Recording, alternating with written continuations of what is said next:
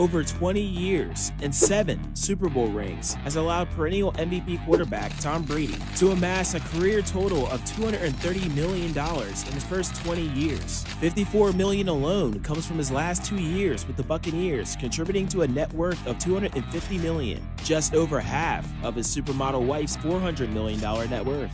That allowed him to celebrate his 2021 ring with a $6 million yacht, upgraded to the Wire 77 to go with his $2 million Wire 55S, telling people that the bigger boat would accommodate the family's frequent trips to the Bahamas.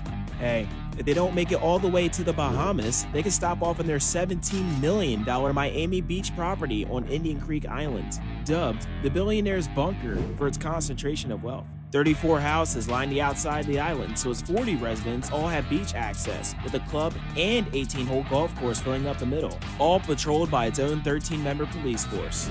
But the power couple plan on leveling the existing luxury digs and replacing it with an eco-friendly mansion, along the lines of the Brentwood estate they sold to Dr. Dre for $40 million. Brady would have not one, but 2 more rings to add to his collection if it weren't for another MVP quarterback who led the New York Giants to victory over Brady, including one where they were favored to lose by 12 points in one of the greatest upsets in sports history.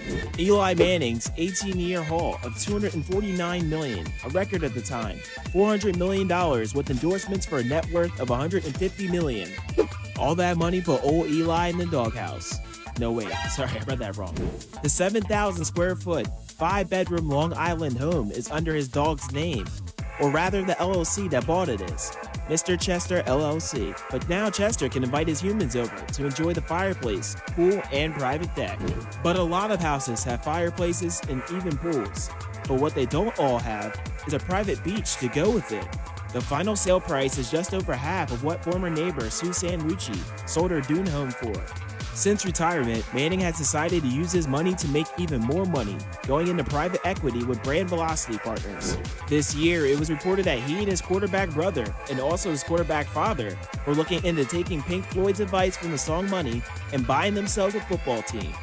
Between playing for teams named after horses and pitching everything from Papa John's to Progressive Insurance, Eli's big brother Peyton has turned his Super Bowl MVP career earnings to the tune of just shy of $600 million and a net worth of $250 million. Peyton shares the family ambition of owning a team, entering into a bidding war against John Elway and some billionaires for his former team, the Denver Broncos, which is valued at $3.2 billion. That makes his 16,464 square foot house on just over 3 acres of Cherry Hill land's $6 million price tag seem like a bargain. The 7-room, 8.5 bath estate features a master suite that includes its own mini fridge and wet bar. The interior is slathered in granite and dark walnut with a heated 7-car garage.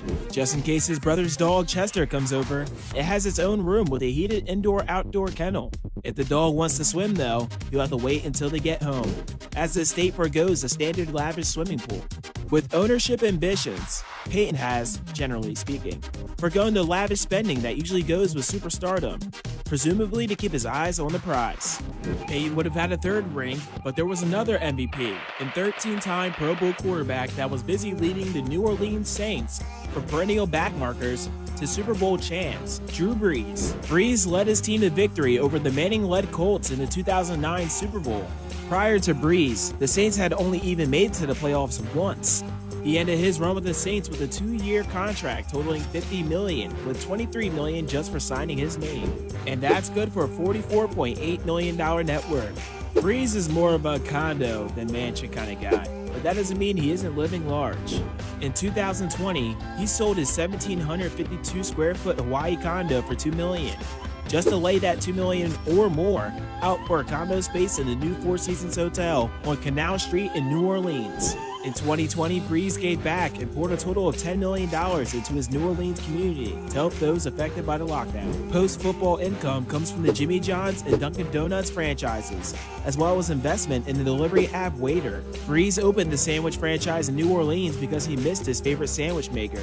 That's some real sandwich love. How do you step out of the shadow of someone like Brett Favre of the Green Bay Packers? Become the MVP of the 2010 Super Bowl 2 years after taking the lead spot. That's how. That and his subsequent season MVP distinctions justified Aaron Rodgers' $90 million contract from 2018 to 2019, contributing to a net worth of $120 million. Rodgers has subscribed to the idea that you're never as rich as the person signing your checks. And in 2017, he became the first active player to become an owner, buying a 1% stake in the Milwaukee Bucks basketball team for an undisclosed sum, but the team was later sold for $550 million, which would equate to a $5.5 million investment for the future Hall of Fame player. With his future in flux, the quarterback from Chico, California sold his San Diego home for $5.13 million, after buying it for just over $2 million 12 years ago. But it's not like he's living the simple life now though.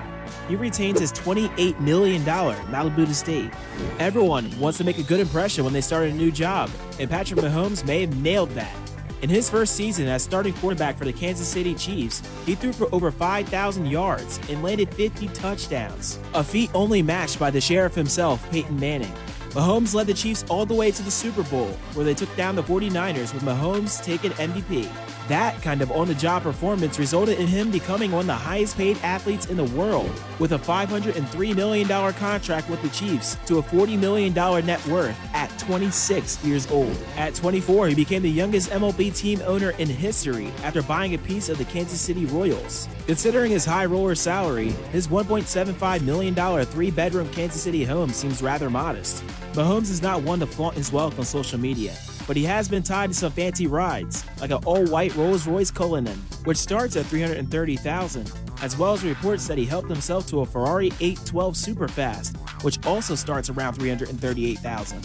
Mahomes' rival in his Super Bowl win was 49ers quarterback Jimmy Garoppolo, or Jimmy G as the ladies call him. He joined the Bay Area team well into a 1-10 season for the 49ers, and promptly helped them to win the next 5 games and leading the team back to the Super Bowl the next year.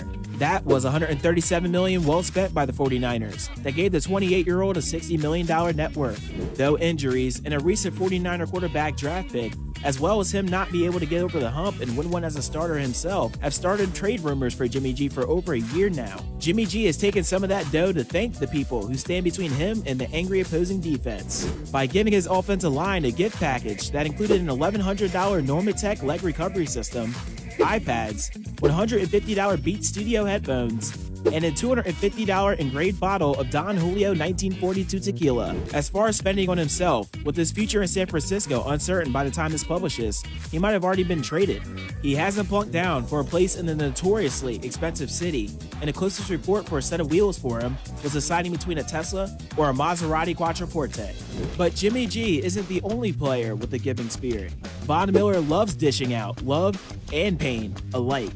Outside linebacker first for the Broncos, where he earned a Super Bowl MVP against the Panthers. And now the Los Angeles Rams have taken his 6-year, $114 million deal and $40 million net worth to spread the love not to just his teammates, but to everyone in the AFC West. 200 bottles of a custom wine from Jesse Katz. The vintner from Devil Proof Vineyards is a 2014 Cabernet Sauvignon. It even came with a note celebrating that they were all living their dreams of being professional football players.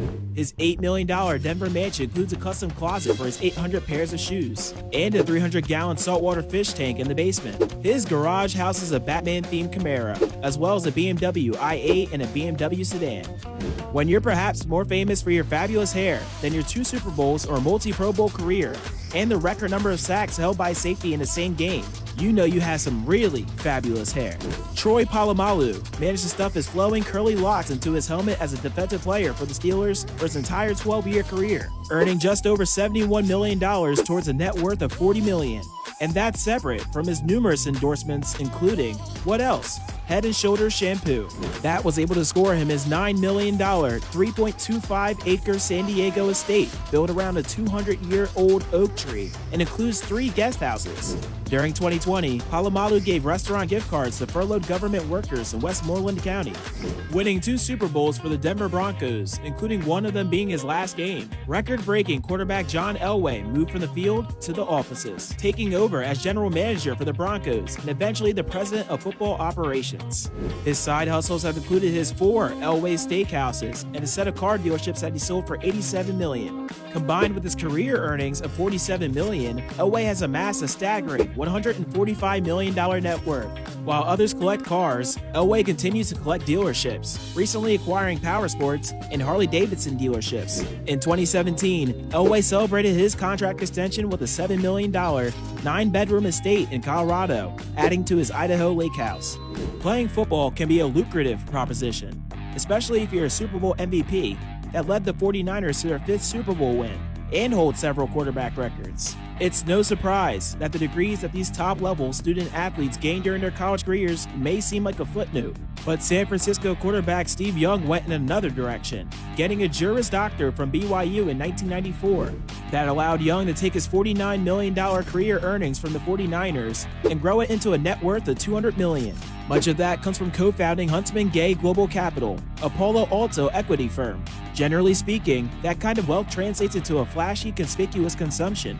And to be sure, his old Palo Alto neighborhood was also home to another crazy rich Steve Jobs. And he has another estate in Provo, Utah to be near family. But this is the same player that kept uncashed paychecks from the 49ers in a drawer because the extra money meant extra hassle, and even spent his own money to keep his struggling USFL team afloat before the USFL went away altogether. Steve Young had a tough act to follow in the former quarterback legend Joe Montana.